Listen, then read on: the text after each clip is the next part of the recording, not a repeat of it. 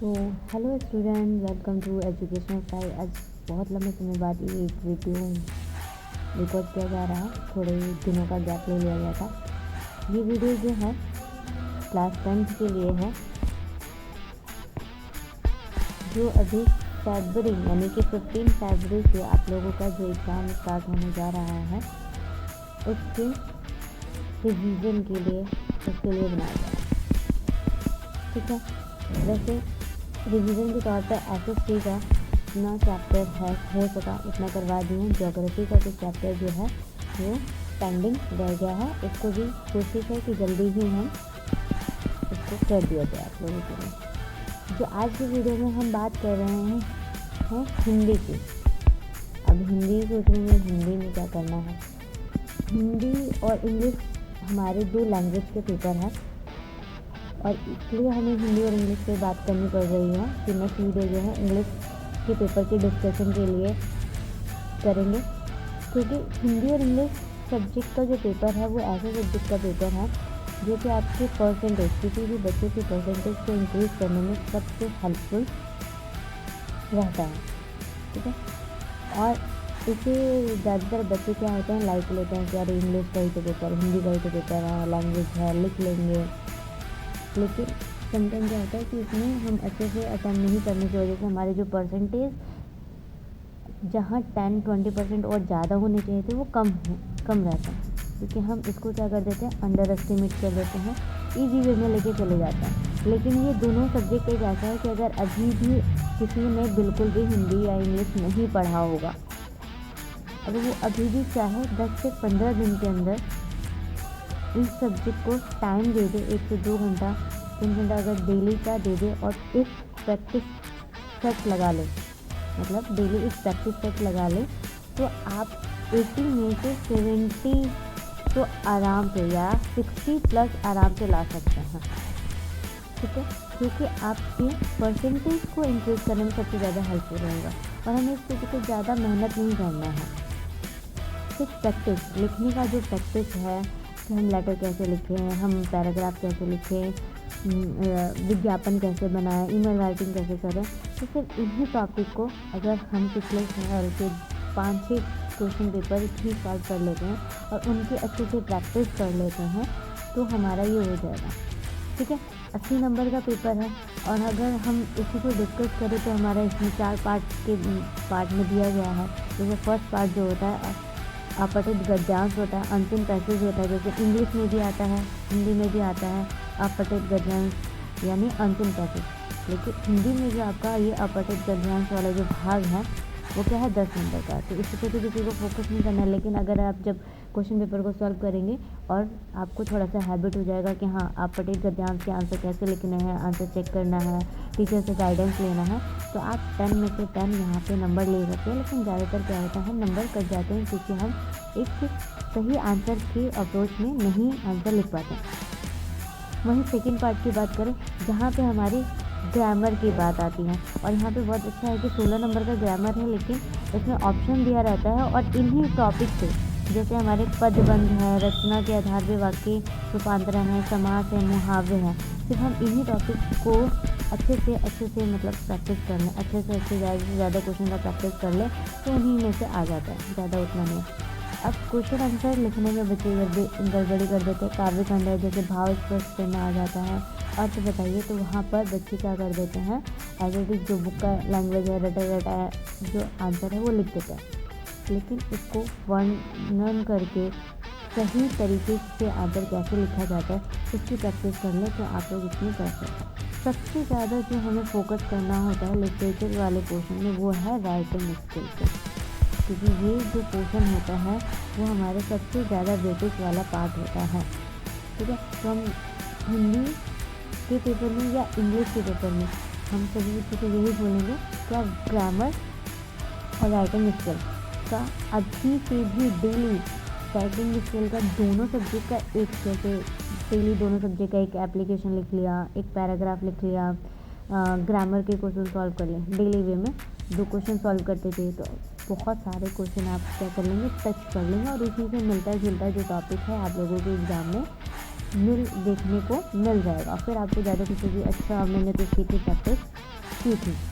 Okay, तो writing skill के अंदर भी देखिए सबसे ज़्यादा 22 मार्क्स का है।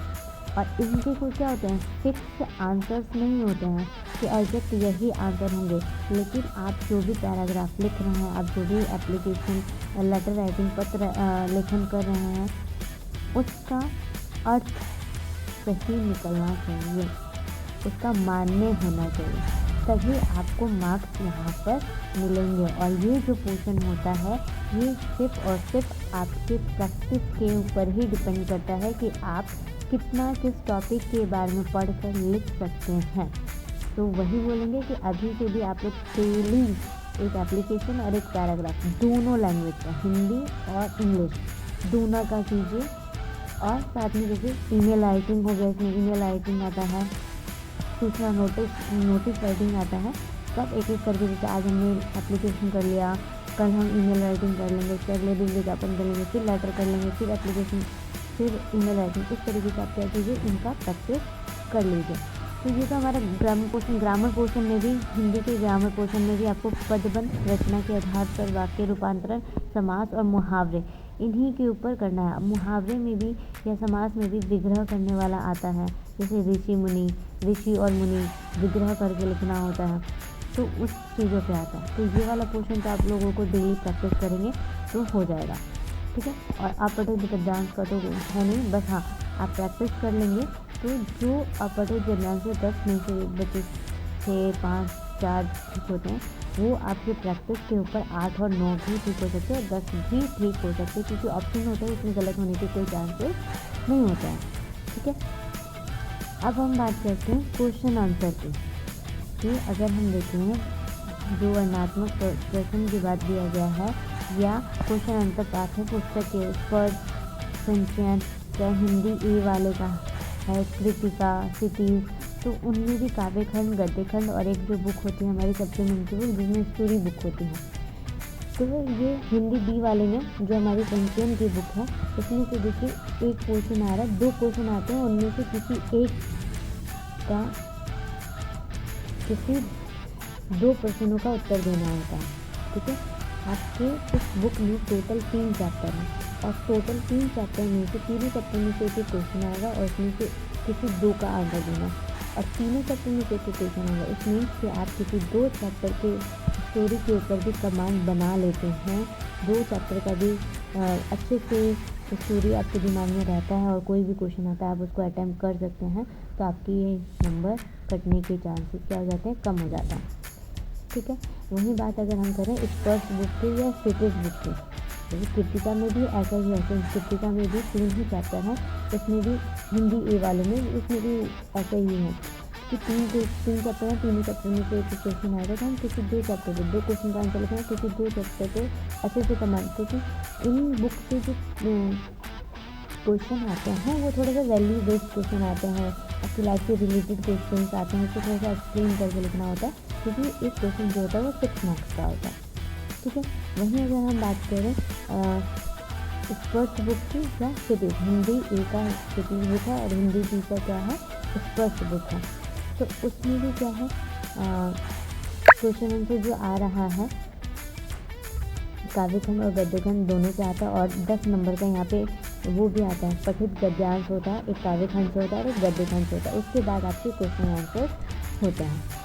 तो आपको इन चैप्टर के क्वेश्चन आंसर क्या कर लेना है, जैसे चैप्टर्स हैं उनको तो याद करना, काव्यखंड के 5-10 चैप्टर हैं, तब कम से कम 5, अगर काव्यखंड में 10 चैप्टर हैं तो उसमें से 5 ऐसे चैप्टर होने चाहिए जो आपके टिप्स से है और आप उसको अच्छे से आता है, क्योंकि सारे चैप्टर में से एक 2 क्वेश्चन, एक क्वेश्चन जो जरूर आएगा, और अगर आपको 5 चैप्टर भी अच्छे से आ रहा है तो 5 चैप्टर का आंसर आप आराम से, ऐसे ही गद्यखंड में भी 10 चैप्टर है तो किसी 5 चैप्टर पर आप अच्छे से कमांड कर लीजिए, और उन्हीं 5 ही चैप्टर में से आ जाएगा कि 10 है तो 10 में से एक क्वेश्चन आ रहा है, क्योंकि यहाँ पे क्वेश्चन करने 3 है क्वेश्चन, लेकिन उसमें 5 होते हैं, 6 होते हैं, ठीक है। जैसे गद्यखंड में से क्या लिखा है कि निर्धारित प्रश्नों पर किन्हीं 3 में से 2 का उत्तर देना है, और क्वेश्चन आपके 4, 5, 6 ऐसे होते हैं, उसमें से 2 का 3 का ऐसे आंसर देना होता है, क्योंकि सभी चैप्टर में से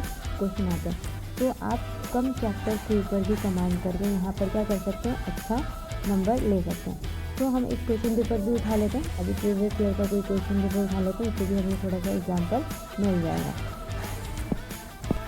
ये हमारा है हिंदी का, इसमें होता है हिंदी भी वालों का है, हिंदी ए वालों का भी देख लेंगे, वो सेम ही होता है। तो देखिए फर्स्ट क्वेश्चन है हमारा क्या है, अपठित गद्यांश इसमें दिया गया है, ठीक है, 7 मार्क्स का पहला ही अपठित गद्यांश है। अब इनको पढ़कर हमें क्या करना है, इन क्वेश्चन का आंसर दें। अब देखिए ये क्वेश्चन लिखा हुआ है कि लेखक के अनुसार समृद्धि और आर्टिस्ट में क्या संबंध है, और हम इसको पढ़ेंगे तो आंसर हमें पता चल जाएगा कि इनमें तो गलत होने के कोई चांसेस नहीं है। आपको पढ़कर क्या करना है, आंसर देना है।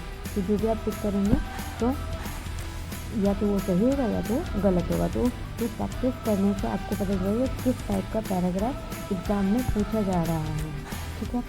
ये हो गया। फिर ये दूसरा पैराग्राफ यानी कि 14 मार्क्स का आपका क्या है, पैराग्राफ यहाँ पे दे दिया गया है, 2 पैराग्राफ जिनको आपको क्या करना है, गद्यांश को पढ़ कर लिखना है। उसके बाद देखिए ग्रामर, देखिए यहाँ पे हमें 6 क्वेश्चन मतलब कि 4 क्वेश्चन दिए हैं, 3 क्वेश्चन नंबर 4, क्वेश्चन नंबर 5 और 6 क्वेश्चन दिया, और सभी में से क्या करना है, 4 का। देखिए हमें ऑप्शन में 5 क्वेश्चन, इसमें भी 5 दिया है, लेकिन करना आंसर 4 का है। बच्चे जल्दबाजी में क्या करते हैं, 5 का आंसर लिख देते हैं। अगर 5 का आप आंसर लिख रहे हैं, ठीक है, लिख दिया आपने, गलती से नहीं ध्यान दिया आपने, यहाँ पे नहीं पढ़ा कि कितने क्वेश्चन करने, लेकिन आपने 5 का आंसर लिख दिया।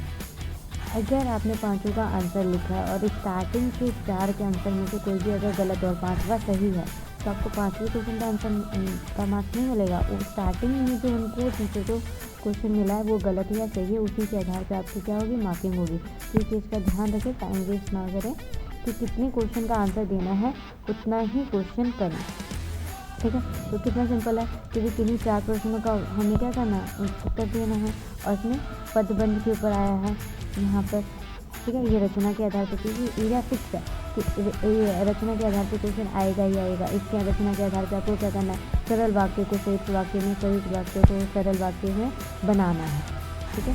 वहीं समाज से क्वेश्चन आएगा ही आएगा, ठीक है। और हमें तो ये 4 ग्रामर में, ये 4 पॉइंट है, क्रियापद, रचना के आधार पर, और समास और मुहावरे, तो ये हमारे फिक्स एरिया हैं, यहीं से क्वेश्चन आएंगे। तो हम इसका इतना प्रैक्टिस कर लेंगे तो कुछ बचेगा ही नहीं, ठीक है। तो ये ऐसा सब्जेक्ट है कि कम समय पे आप इसमें नंबर अच्छा ला सकते हैं, और कम प्रैक्टिस करके कर सकते हैं। अगर किसी ने इसको अभी तक इग्नोर किया है, जिससे कि आपके एग्जाम में क्या हो जाएगा, परसेंटेज बढ़ने के चांसेस हो जाएंगे, मार्क्स तो जुड़ेंगे ना उनका। वैसे यहाँ पर लिटरेचर से आपके 2 पैराग्राफ आ रहे हैं, फिर आपका यहाँ पे क्वेश्चन आंसर आता है। देखिए एक पैराग्राफ दिया, और फिर यहाँ पे क्वेश्चन है 3 प्रश्नों का, निम्नलिखित में से किन्हीं 3 प्रश्नों का 4 क्वेश्चन दिया हुआ है। अब इसमें जो क्वेश्चन दिए हैं ये काव्य खंड के हैं, और हमें किसी 3 के आंसर देना है। तो आप इसमें से पढ़ेंगे तो आराम से किसी भी 3 का आंसर दे सकते हैं। तो काव्य खंड है, काव्य खंड के बाद फिर हमारी क्वेश्चन अच्छा ऊपर वाला जो था वो गद्य खंड का था, फिर ये हमारा आ गया काव्य खंड का, ठीक है। 4 है, 8 चैप्टर हैं, 4 में से आपको 4 पोएम में से आ गया है। तो आपको 4 चैप्टर भी बहुत अच्छे से आते थे, आराम से कर जाएंगे। और किसी 3 का आंसर देना है, किसी 3 का आंसर देना है।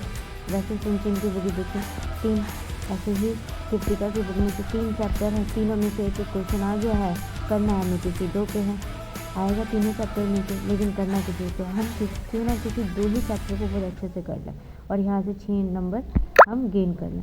और वहीं अगर हम रचना लेखन यानी कि राइटिंग स्किल की हम बात करते हैं, देखें अनुच्छेद लिखने के लिए आया है, तो हम इसके ऊपर प्रैक्टिस करेंगे। 5 नंबर का है, जो 80 से 150 वर्ड में लिखना है, 200 वर्ड में, 120 वर्ड में, अच्छा ऊपर लिखा है 120 वर्ड में लिखना है। तो एटलीस्ट हम एक चीज़ लिखेंगे ना कि 5 नंबर, तो इनके ऊपर कमांड होना चाहिए कि क्या हम पैराग्राफ लिख सकते हैं, इसमें क्या सटीक लाइनें हो सकती हैं, क्या अर्थपूर्ण पैराग्राफ बने। तो ये सिर्फ और सिर्फ आपके प्रैक्टिस करने से आएगा। फिर आपका एप्लीकेशन यानी कि पत्र लेखन है, सूचना लेखन। अब सूचना लेखन देखो, सूचना लेखन में एक क्वेश्चन हो गया, फिर आपका एक विज्ञापन हो गया, और एक ईमेल राइटिंग होगा। ठीक है, तो बस ये तो कुछ फिक्स है कि हाँ एक ईमेल राइटिंग लिखने के लिए आएगा ही आएगा। और लघु कथा, तो ईमेल राइटिंग और लघु कथा इन दोनों में से किस आएगा, दोनों में से क्वेश्चन, लेकिन करना किसी एक पे। तो या तो आप ईमेल राइटिंग का प्रैक्टिस कर लीजिए या तो लघु कथा बनाने का प्रैक्टिस कर लीजिए, दोनों में से कर लीजिए। दोनों में से अगर एक आप छोड़ भी देते हैं तो कोई दिक्कत नहीं है, आएगा तो दोनों करना है। दोनों में से क्या है, एक ही है। वैसे ही विज्ञापन तो आपको लिखना तैयार करना आना ही चाहिए, इसमें कोई ऑप्शन नहीं है। और पत्र भी, तो यहाँ पर आप क्या कर सकते हैं, डेली अभी से ही डेली आप इन राइटिंग स्किल का प्रैक्टिस करना स्टार्ट कर लीजिए। तो डेली आप एक राइटिंग स्किल का प्रैक्टिस कर रहे हैं तो एग्ज़ाम तक आप बहुत सारे क्वेश्चन को क्या कर लेंगे, टच कर लेंगे और उसको लिखेंगे। तो फिर हम एक बार ये बता देते हैं कि विज्ञापन राइटिंग किस तरीके से किया जाता है। जैसे यहाँ पे है, पर्यावरण के प्रति जागरूकता बढ़ाने के लिए विज्ञापन 25 से 50 वर्ड में लिखना है। देश की जनता को मताधिकार की प्राप्ति के लिए जागरूक करने के लिए मुख्य निर्वाचन के आयुक्त के लिए विज्ञापन तैयार करें। तो विज्ञापन लिखने का हमारा क्या तरीका होता है वो हम बता देते हैं कि हमें विज्ञापन देखिए 5 नंबर का क्वेश्चन है और उसमें कितने कम शब्दों में आपको फुल मार्क्स मिल सकते हैं। बस क्या है, थोड़ा सा आंसर क्या होना चाहिए, अट्रैक्टिव होना चाहिए। इस तरीके से हम क्या कर सकते हैं, लिख सकते हैं। पहला हमारा क्या था, मतदान के लिए हमें एक विज्ञापन बनाना था और आए दिन हम टीवी, मोबाइल, यूट्यूब पे हम क्या करते हैं, बहुत सारे ऐड चलते रहते हैं, उनको देखते हैं। बस इसको क्या है कि अखबार में कि आपको विज्ञापन राइटिंग, अगर आप जब अखबार उठाएंगे तो एक पेज आ जाए, बहुत सारे पेज जिस पे विज्ञापन लिखा रहता है किसी न किसी टॉपिक पे। उसको एक बार नजर मारिए कि किस तरीके से विज्ञापन लिखा हुआ था। जैसे कि आपका मतदान लोकतंत्र की पहचान, आपका वोट आपका अधिकार, आपके हाथ में है ताकत देश का नया नेता चुनने की। और हमें लिखा खत्म, 5 नंबर। क्या ही मेहनत है, प्रैक्टिस करना है फिर। या पर्यावरण से जुड़ी है, हमने एक ट्री बना दिया, कोई डायग्राम बनाना है, चित्र बनाना, वो बना लो तो और कम शब्द हो जाएंगे और आपको यहाँ पर क्या है, कम शब्दों में अच्छा क्या मिल जाएगा, मार्क्स मिल जाएगा। तो इसी तरीके से आप इस सब्जेक्ट को हिंदी और इंग्लिश को इग्नोर ना करें। अभी से आप लोग डेली राइटिंग स्किल वाले पोर्शन का एक राइटिंग स्किल, कोई भी सैम्पल पेपर उठाइए या प्रीवियस ईयर के 10 साल के क्वेश्चन पेपर उठा लीजिए और राइटिंग स्किल के पोर्शन का डेली का प्रैक्टिस कीजिए और क्वेश्चन आंसर जो इसमें आ रहे हैं उसको साथ ही साथ लर्न कर लीजिए। तो इस तरीके से आप क्या कर सकते हैं, लिटरेचर के सब्जेक्ट में भी अच्छे मार्क्स ला सकते हैं और अपने परसेंटेज को इंक्रीज कर सकते हैं। आई होप कि आपको ये वीडियो बहुत हेल्पफुल लगेगी और आपको मदद भी मिलेगी। और बाकी अगर कोई भी टॉपिक से रिलेटेड कोई डाउट है या कोई क्वेश्चन है या कोई टॉपिक स्पेशली आपको समझना है तो आप कमेंट कर सकते हैं और उसके जरिए आपके सामने ये वीडियो बन के आ जाएगी। तब तक के लिए thank you, bye bye, take care.